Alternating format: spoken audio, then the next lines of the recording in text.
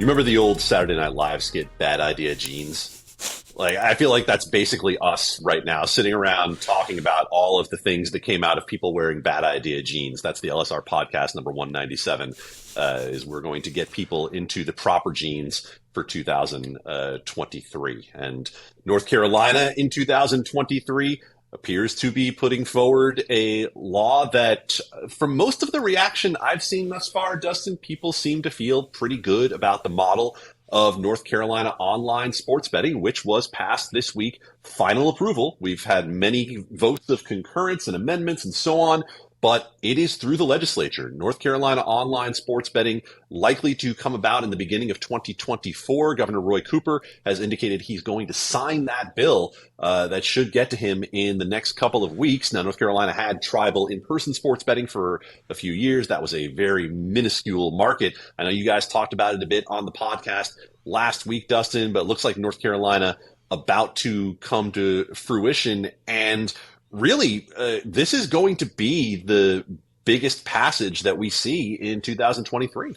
Yeah, absolutely. Yeah, just that one step left. As we sit here, I guess we're looking at a 2024 launch. I don't think there's much hope with the law's effective date and all of that it's going to launch this year. It looks like some early or mid to late next year would be the most likely time frames. But yeah, when we talk, we talked about over the years, the map looks hard. That North Carolina, was looking good, looking bad. This is the how legislation goes in a lot of things. It finally got there at the end. That it's going to be passed, and yeah, we see wins like it's kind of you don't have all this focus for the companies in the industry on new launches, and this then has knockover effect into the industry and the stock market, because you're not constantly chasing your tail dealing with launches or spending a lot on those launches. Now you have, we're going to focus on Kentucky this year, we're going to focus on North Carolina next year, and most of your is then working on your core business, retention, profitability, things like that. So it's interesting. Yeah, it comes here, but this is like one of the last big wins we're going to see for a while. Certainly, obviously, the legislative season is just about over for most places. We don't think we're really going to see legalization anywhere else this year, and there's a tough road ahead for other states that have been contemplating this year. This could really just have these two launches in these next couple of years, which underlines again the fact that there's been so much adoption early on that we're not going to see just more states